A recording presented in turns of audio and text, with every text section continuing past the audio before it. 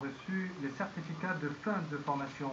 Une formation relative à la gestion moderne des flux commerciaux internationaux, autrement dit, des cadres. Ces cadres ont été formés pour relever donc les défis en ce qui concerne les normes en matière de sécurité maritime et la gestion qu'elles demandent dans le domaine informatique, manutention des marchandises ou encore les nouvelles pratiques en ce qui concerne les pratiques commerciales de trivialisation et restructuration des services de navigation.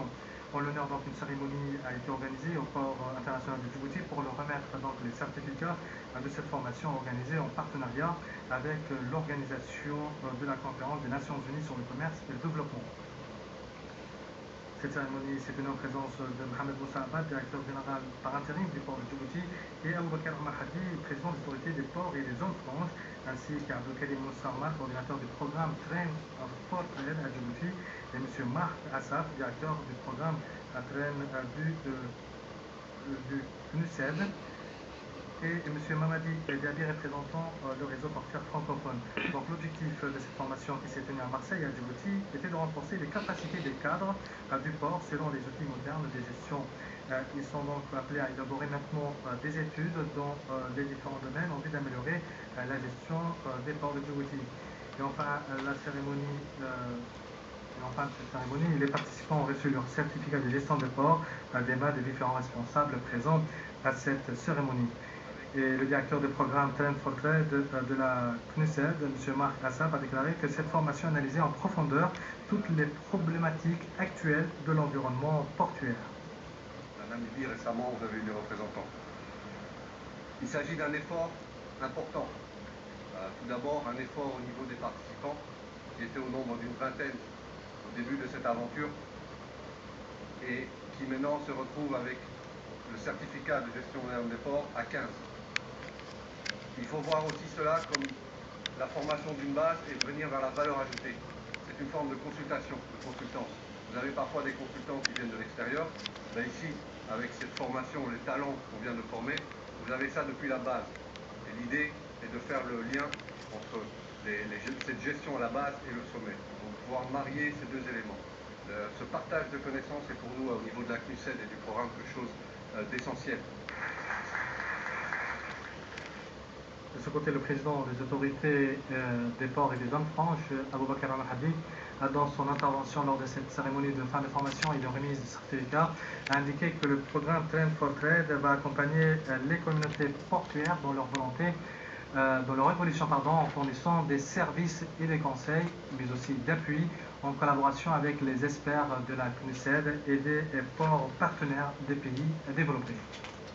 Je me réjouis que les cadres ayant bénéficié de cette formation disposent aujourd'hui des outils nécessaires pour le renforcement des compétences existantes. Il est important de noter avec satisfaction que les partenaires publics-privés, autorités portuaires et communautés portuaires, dans le cadre de ce programme, permettent de mieux relever les défis auxquels sont confrontés nos ports. Ce programme qui a pour objectif d'aider les pays en voie de développement à participer au commerce international a aussi l'avantage d'avoir un effet multiplicateur dans la diffusion des connaissances et des compétences à travers les cycles de formation des formateurs.